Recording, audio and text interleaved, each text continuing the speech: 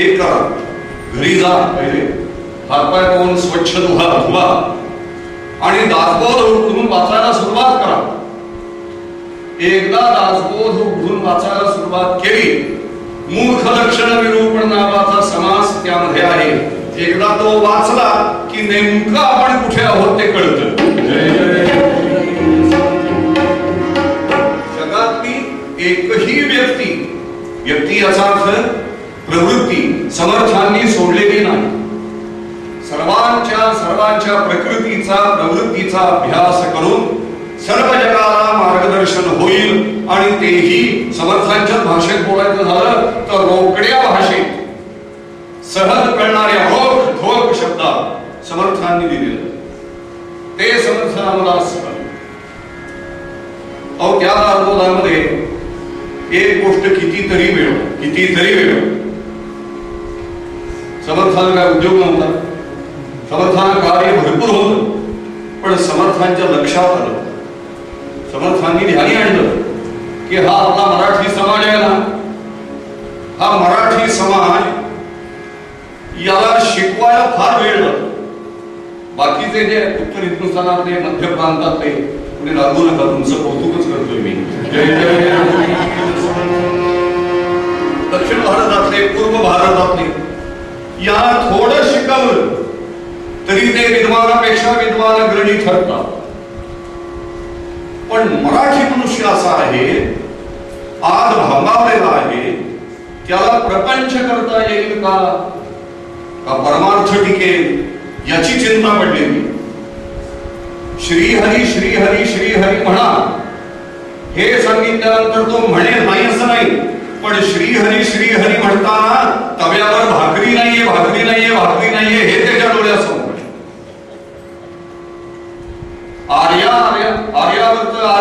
Aryna सांभाळा हे कळेल त्याला, पण भार्या सांभाळली नाही तर शंका आहे. अशी विचित्र परिस्थिती आज राजकारणाची आणि सामाजिक परिस्थिती निर्माण झालेली आहे.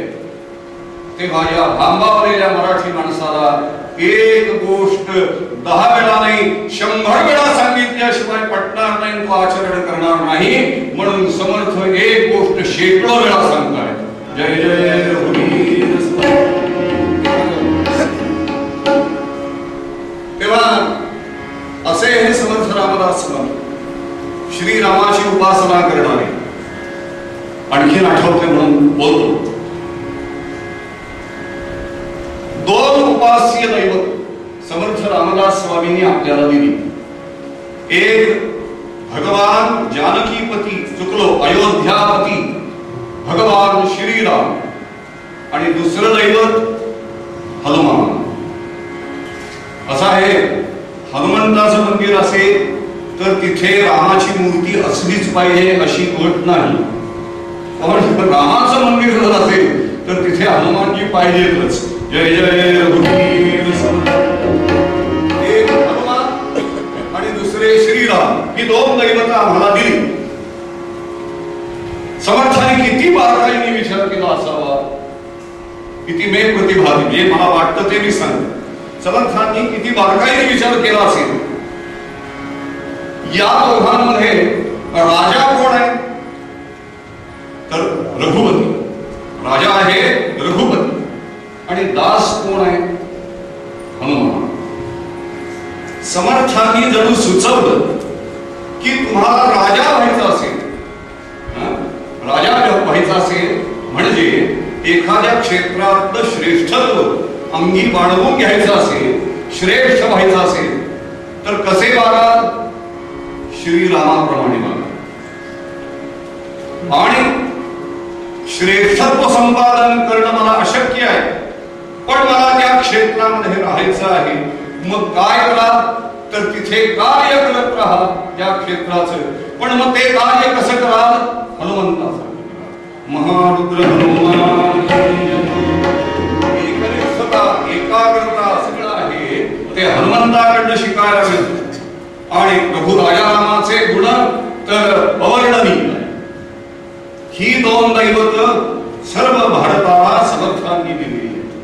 तेव्हा असे समर्थ स्वतः प्रपंच वगैरे न करता करता सर्व विश्वानं सर्व जगानं केलेल्या प्रपंचाची नोंद घेतायत आणि प्रश्न करतायत की हा जो संसार आहे, ज्याला असं म्हणतात संसरन्ति अस्मिन् भूतानि इति संसारः, भूतमात्रांचं येणं जाणं ज्यात नित्य सुरू असतं त्याला संसार म्हणतात, आणि पंचविषयांनी युक्त असतो जो त्याला प्रपंच म्हणतात. जय जय या उत्कर्ष होतो शब्दस्पर्श रूप रसगंधाचा तो प्रपंच. तेव्हा या संसारामध्ये जन्माला आल्यावर कोण धन्य झाला? धन्यता कोणाची वर्णन करायची? आपण विचारतो लोकांना, का तुम्ही धन्य आहात का? आमच्या धन्यतेच्या व्याख्या वेगळ्या आहेत. तुकोबारायानं विचारलं तर आपुलिया हिता जो असे जागता धन्य माता पिता तयाची. म्हणजे आपुलिया हिता जो असे जागता, जो जागता असतो त्याचे आई वडील धन्य होतात. धन्यतेची नेमकी व्याख्या काय? ती व्याख्या आजच्या मूळ अभंगामध्ये समर्थांनी सांगितली. समर्थ म्हणाले, कोणाला धन्य म्हणाल? धन्य तो संसारी हरिभक्ती करी. त्याचं लक्षण सांगितलं म्हणा. कोण धन्य या जगात? तर जो हरिभक्ती करी तो धन्य, दुसरा कोणीही धन्य नाही. आम्हाला असं वाटतं आमच्या धन्यतेच्या जागा दोनच. कोणत्या? एक पैसा आणि दुसरं घर. म्हणजे थोडं पुढे जाऊन बोलू, एक कनक आणि दुसरी कामिनी. जय जय कनक आणि कांता यांच्यानं जो निर्माण होतो प्रपंच, तीच आमची धन्यतेची जागा. तो उत्तम झाला की झालं सगळं. वामन पंडित लिहितात, ते म्हणाले, भृंगार कांता नरकातराया केल्या विधीने नरकातराया, जो सापडेना नरकातराया समर्थ ठरला नरकातराया. जय जय. कवी म्हणाले की कनक आणि कांता या रात्री जो सापडत नाही तो खऱ्या अर्थाने समर्थ ठरतो हा सगळा नरक करून जाण्यासाठी. पण आमचं तिकडे लक्ष नाही. आमचं तिकडे मुळीच लक्ष नाही. आम्हाला काय वाटतं? प्रपंच धन्य असावा, त्या प्रपंचामध्ये उत्तमोत्तम सगळ्या गोष्टी घडल्या की मग धन्यता आहे. कशी? सुभाषितकारांनी वर्णन केलं की तो धन्य सानंदम सदनम सुताश्च सुधियः कांतान दुर्भाषिणी. बरेच लोक कांता मनोहारिणी म्हणतात, पण ज्याची कांता त्याला मनोहारिणीच असते. भगवान गोपाल कृष्ण महाराज की न दुर्भाषिणी महत्वाचं. कांतान दुर्भाषिणी सन्मित्रं सधनं स्वयोषिती रतिः आज्ञापरा सेवकाः. हे असं सगळं असल्यानंतर मग म्हणाले आणखी काय पाहिजे? आतिथ्यं हरिपूजनं प्रतिदिनं मिष्टान्नपानं गृहे साधो संगमुपासते हि सततं धन्यो गृहस्थाश्रमः. जे आपलं चिंतन असतं ते पहिल्या दोन ओळीत सांगितलं, सानंदम सदनम वगैरे. पण याच्या पलीकडे जायला हवंय म्हणून आतिथ्यम शिवपूजनम प्रतिदिनं मिष्टान्नपानं, त्यामध्ये हरिपूजनम ठेवलेलं आहे. आणि महत्वाचं साधो संगमुपासते, साधूंची संगती जो करतो तो धन्य होतो. म्हणून समर्थ म्हणाले, धन्य तो संसारी हरिभक्ती करी तयाचा कैवारी देवराणा. समर्थ म्हणाले, तो देवराणा कैवार कोणाचा घेतो? कोणाच्या बाजूने उभा राहतो? आजच्या काळात बोलायचं झालं तर कास्टिंग व्होट द्यायची वेळ आली, निर्णायक मत, तर तो कुणाच्या बाजूने देईल? तयाचा कैवारी देवराणा, त्याच्या बाजूनच. ओ देवराणा त्याचा कैवारी त्याला पाठिंबा देत असतो. आता हा संसार, या पद्धतीनं संसाराचं वर्णन पाहिलं. काही ठिकाणी असं आहे, आपण जर असा विचार केला की असा असा प्रपंच संसार असल्यानंतर धन्यता आली. मग काही संसार असे आहेत, काही प्रपंच असे आहेत. क्रोशंत शिशवः सवारी सदनं पंकावृतं चांगणं शय्यादंशवती च रूक्षमशनं भूमेन पूर्णं गृहं भार्या निष्ठुर भाषिणी प्रभुरपि कोपेन सदा पूर्णः. आणि महत्वाचं म्हणजे स्नानं शीतलवारिणा हि सततं धिक धिक गृहस्थाश्रमः. जय जय. एक सुभाषितकार तसं म्हणाले, दुसरे सुभाषितकार म्हणाले प्रपंच यामुळे धन्य का. मग या प्रपंचाला आपण काय म्हणाल सांगा. क्रोशंत शिशवः. मुलं आरडाओरडा करतायत. बरं, मुलांची संख्या बरीच घरामध्ये. मुलं आरडाओरडा करतायत. एक जण म्हणतोय बाबा मला कपडे नवीन शिवा.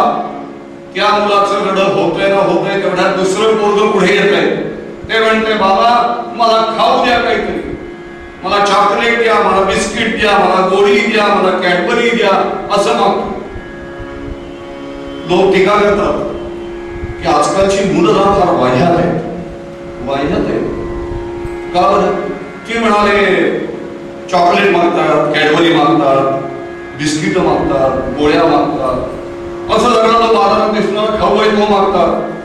कुणी मुलं मला भाकरी द्या, बदाम द्या, काजू द्या, किसमिस द्या, असं काही मागत नाही. म्हटलं मला सांगावं म्हणजे माझ्या सकट त्याला विचारलं की मला सांगा आपलं लग्न झालेलं आहे, आपलं लग्न झालेलं आहे, अनेक लोक लग्न झालेले आहेत, या प्रत्येकाचा दिवाळ सण झालेला आहे.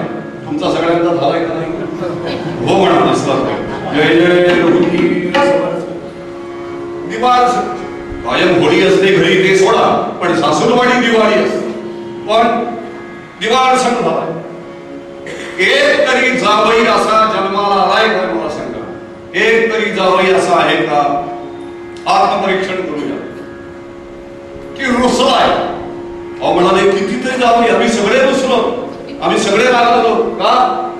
अहो सासऱ्याने फ्रीज दिला नाही म्हणून मी रागावलो, 5 तोळे सोनं दिलं नाही म्हणून, लग्नात जे करून केलं ते दिलं नाही म्हणून, काय चौचाकी दिली नाही म्हणून.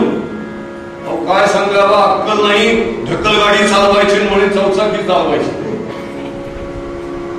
चौघे जण चालले होते गाडीत बसून, गाडी पडली बंद, चौघे खाली उतरले आणि गाडी ढकलायला लागले. गाडी पुढे नाहीच ना, कारण सगळे शहाणे होते.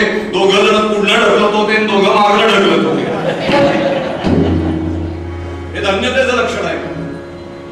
4 चाकी दिली नाही म्हणून रागावला, परदेशची वारी त्याचा खर्च केला नाही म्हणून रागावला. नाही नाही म्हटलं तसं नाही.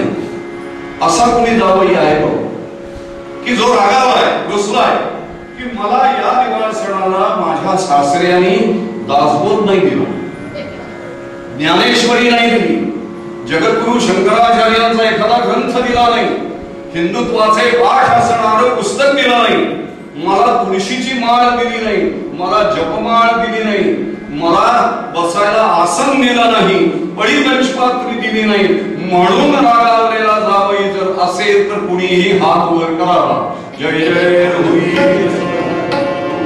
असं नाही, दुर्दैवाचं नाही. हे धन्यतेचं लक्षण आहे का मला सांगा.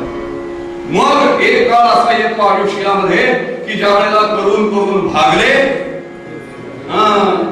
देवपूजेला लागते. पळीत पाणी घ्यायचं तरी ती पळी सुद्धा केवढी, उंदराच्या काना एवढं, उंदराच्या काना एवढी दांडी ती जी आहे ती मोठा मावेली. ती पळी घेतल्यानंतर पळी भरून घेतल्यावर हात इतका कापतो की पळी हातावर उपडी करीपर्यंत पळीतलं पाणी सांडून जातं. हे धन्यतेचं लक्षण आहे काय. मुलं नाही तो, आम्ही आपल्याकडे स्वतःकडे आपण बघावं. मुलगा म्हणतोय मला आपण खाऊ द्या, तिसरं पोरग झालं ते आईकडे, आई मला इडली सांबार दे, आई मला वडा चटणी दे, आई मला काय डोसा दे. आजकाल ती डबडी घेऊन येतात सगळी कर्मदारिद्र्याची लक्षणं. आई मला ताजा ताजा पिझ्झा दे. क्रोशंत शिशवः. हे आरडाओरडा मुलांचा घरात दंगा मस्ती चाललेली आहे, नको झालंय.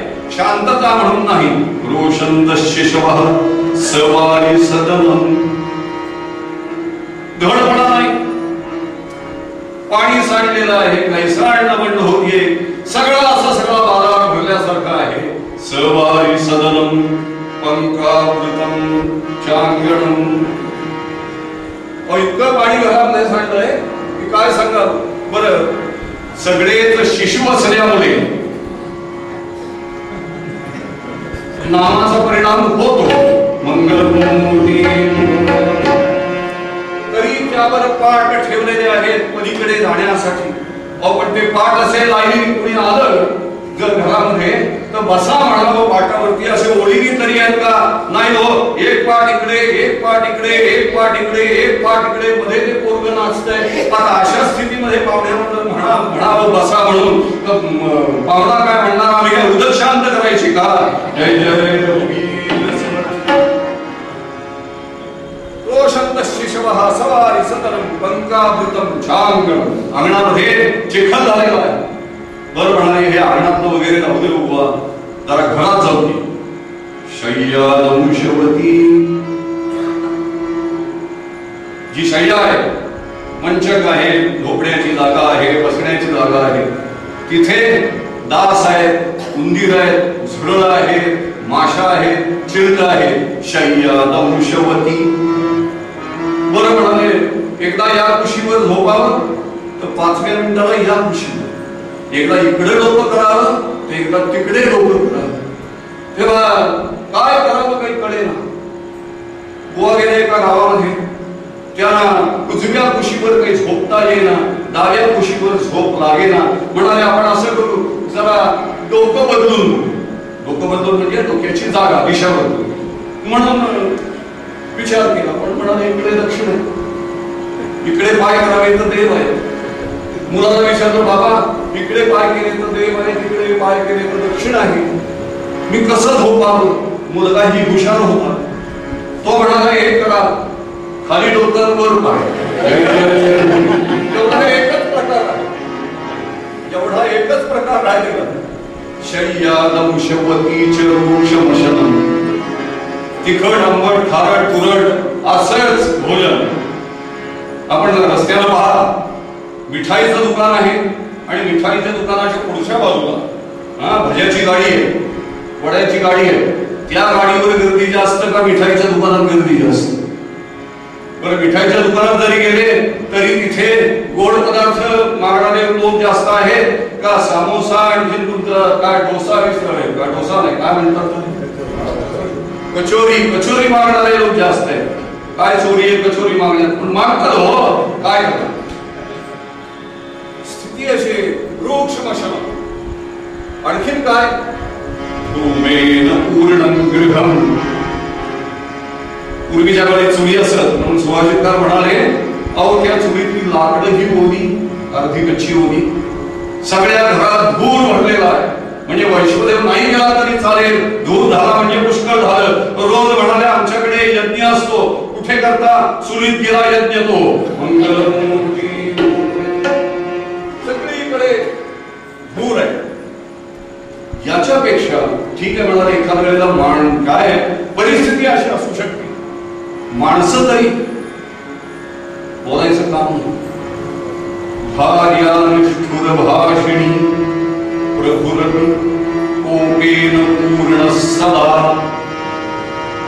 घरातली जी स्त्री आहे ती स्त्री निष्ठुर भाषिणी. काय कोणाचं घेणं देणं नाही अशा भाषेत बोलणारी, कडक भाषेत बोलणारी. आणि नवरा तो तरी शांत असावा बिचारा. कोपेन पूर्ण सदा. कायम रागावलेला संताप. थोडासा पूर्वरंग लांबेल मला कल्पना आहे पण हरकत नाही, आख्यान थोडक्यात लावलं. काय झालं? बुवा गेले एका ठिकाणी जेवाय. म्हणजे मी मध्य भारतातलं नाही सांगत, आमच्यात. कारण तर काही समजायचं नाही. जय जय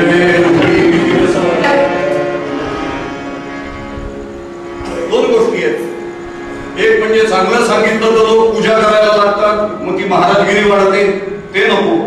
आणि वाईट सांगितलं तर मार खायची लक्षणं. यात कशात मुक्त व्हावं, त्या गावात तर त्या गावात सांगायचंच नाही. बुवा जेवायला गेले होते आणि पटकन तुटकं जे होतं ते बसायला घातलं होतं, ताट होतं, शेजारी यजमान बसलेले आहेत आणि दोघांचं जेवण सुरू होतं.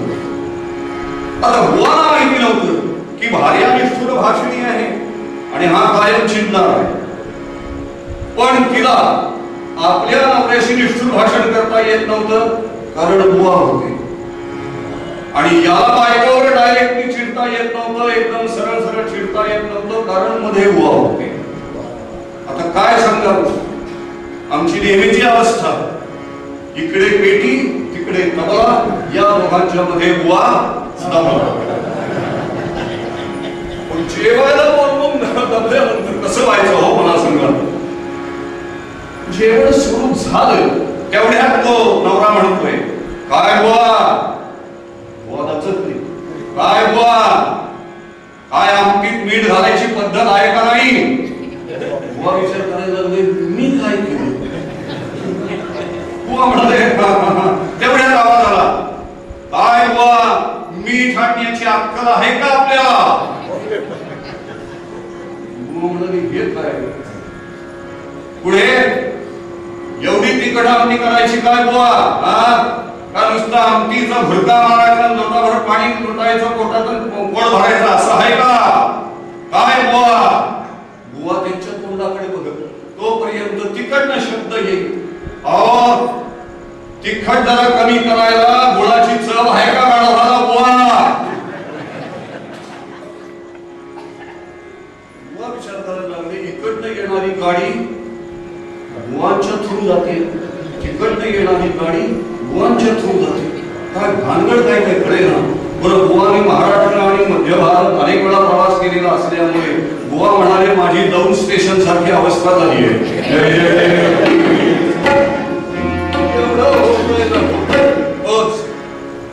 जेवायला श्रीखंड केलेलं, बासुंदी केलेली, काय बुवा सुरुवात. बुवाच्या घशाखाली भात उतरे ना हो. काय बुवा, काय एवढी बासुंदी करायला, एवढी आठवायला, काय बापाच्या घरी मशीन गाई पाळल्यात काय. तिकडनं ताबडतोब, काय बुवा एका दिवशी जर बासुंदी जरा आटीव झाली तर तुमच्या वडिलांचं, बुवाच्या वडिलांचं काय केलं मला सांगा.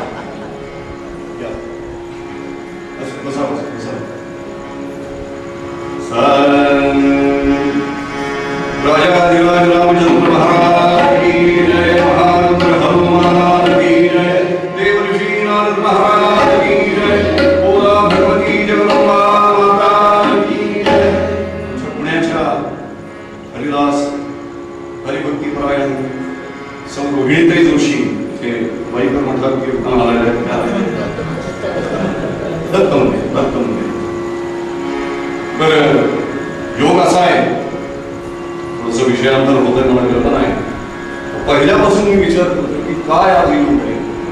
एकाच घरातली 3 माणसं साथीला आहेत, एकाच घरातली 3 माणसं साथीला आहेत, हा एक योग. नाही नाही 7.5 नाही मला तरी तसं वाटतं नाही. तेव्हा तो एक योग आहे. आणि श्रावणामध्ये रोहिणीला प्राधान्य आहे, कारण त्याशिवाय कृष्ण जन्म नाही. भगवान आनंदाचा गंध रोहिणीताई यांना स्वागत असतो. पुढे त्यांनी विचार,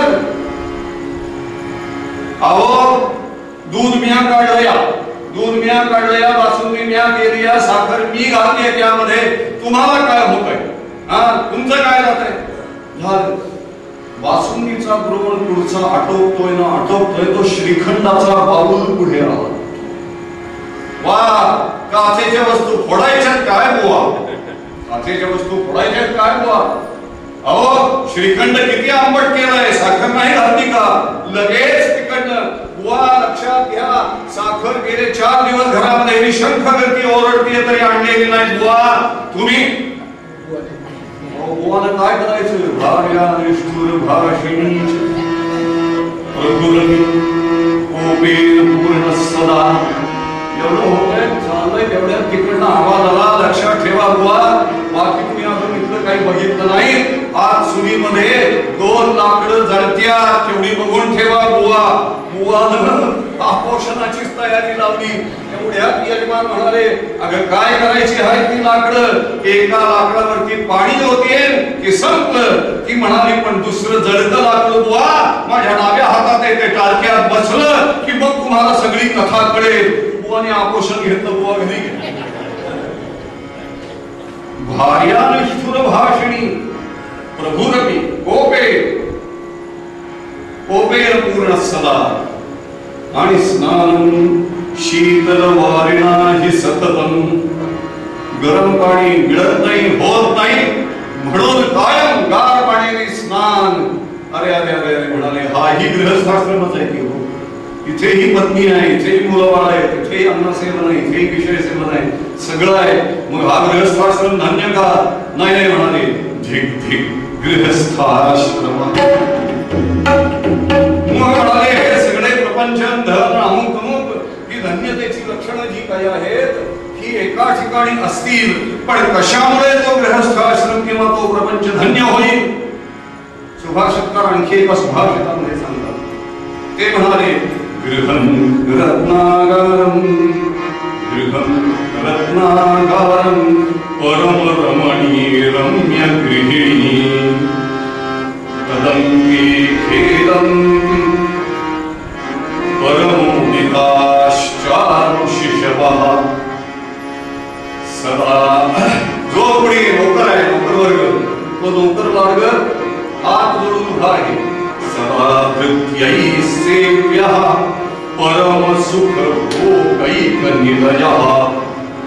ते म्हणाले, अहो काय सांगावं, गृहरत्नागार, वेगवेगळी रत्न घरामध्ये आहे, पैसा अडका आहे. आणखी परम रमणी रम्य. रमणी रमणी म्हणून ज्या ज्या पत्नी आहेत या जगामध्ये, त्यांच्यातली परम रमणी जी, त्या सगळ्या परम रमणींमधली रम्य गृहिणी अशी गृहिणी आहे. तिच्या मांडीवर मुलं मोठ्या निशंकपणानं निर्भयतेनं आनंदानं खेळतायत. नोकर वर्ग जो गृहपती आहे, घराचा मालक आहे, त्याच्या समोर हात जोडून उभा आहे. परम सुख भोगैक निलय. परम सुख, त्या सुखात आणि भोगांमध्ये रममाण व्हावं असं हे निलय आहे, असं हे घर आहे. पण सुभाषितकार इथे थांबले नाही. सुभाषितकार काय म्हणाले, या गोष्टी असतील तर उत्तम, असतील तर उत्तम, पण त्याबरोबर काय पाहिजे? त्याबरोबर सहाय्य श्रीकांतः सफलितम होतस्य जननम. हे सगळं म्हणून त्याचं जन्म, त्याचं जन्म, त्याचा सफल आहे असं नव्हे, तर श्रीकांत. श्रीकांत म्हणजे लक्ष्मीनारायण भगवान महाविष्णू. तो महाविष्णू त्याचा सहकारी आहे, त्याला सहाय्य करतोय. आणि तो का सहाय्य करतोय? तर याचं त्या श्री विष्णूवरती परमप्रेम म्हणजे भक्ती आहे, म्हणून तो सहाय्य करतोय.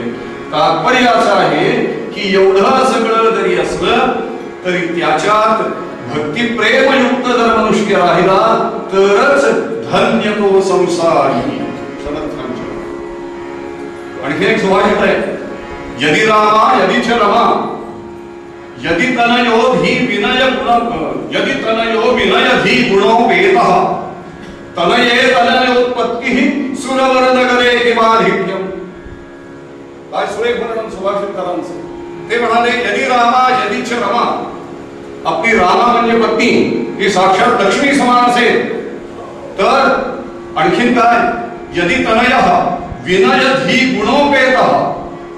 विनयानं, बुद्धीनं आणि गुणांनी युक्त असा मुलगा असेल आणि अशा मुलाच्या ठिकाणी तनये, अशा मुलाच्या ठिकाणी तनयोत्पत्ती, त्याच्या ठिकाणी तनय जन्माला आला म्हणजे आपला नातू जर जन्माला आला.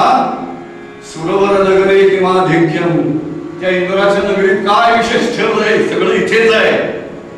अहो बरोबर आहे, पण दुसरे सुभाषितकार म्हणाले हे कधी काळी केव्हा तरी घडतं, पण या कलियुगाचा विचार केला तर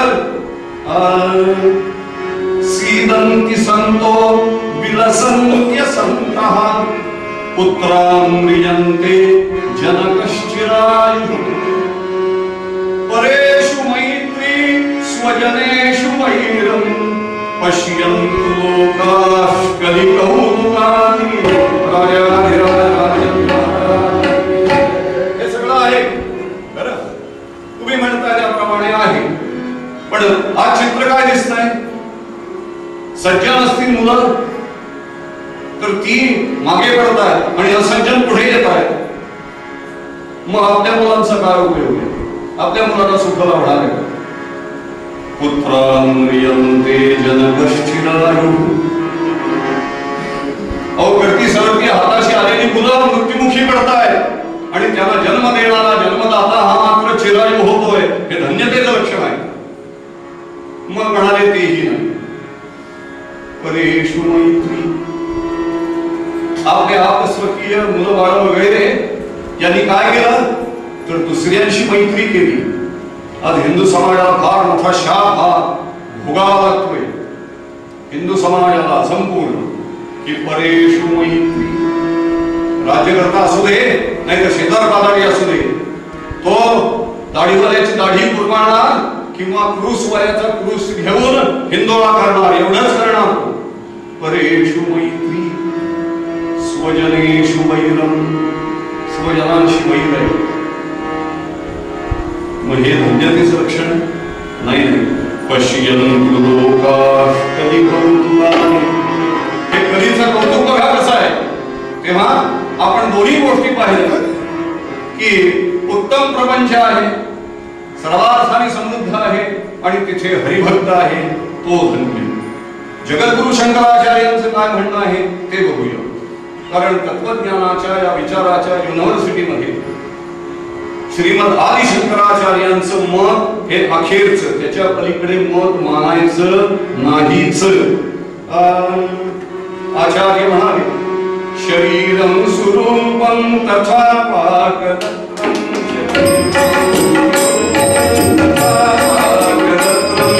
यशश्चारु चित्रं धरं मेरुल्यं, यशश्चारु चित्रं धरं मेरुल्यं, हरेरङ्घ्रिवर्णे मनश्चेन्नरकं, हरेरङ्घ्रिवर्णे मनश्चेन्नरकं, ततस्किं ततस्किं ततस्किं ततस्किं.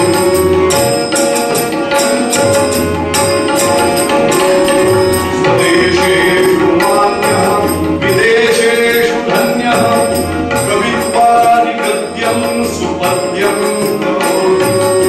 मनश्चेन्नलग्नं गुरोदङ्घ्रिवर्णे ततस्किं ततस्किं ततस्किं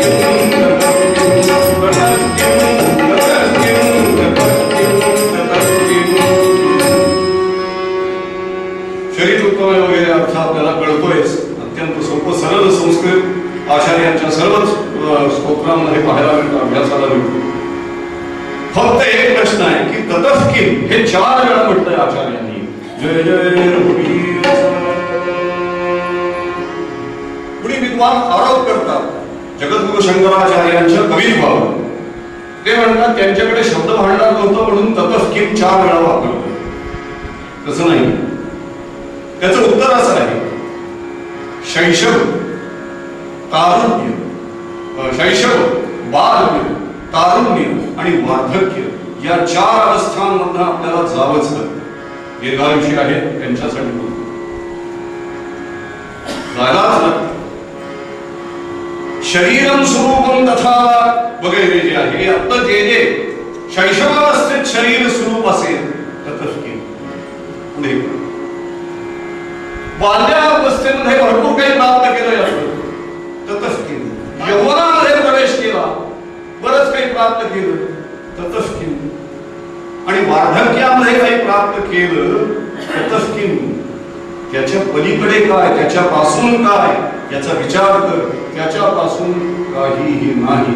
का हरे रंग हि पद्मे मनश्चेन्न लग्नम.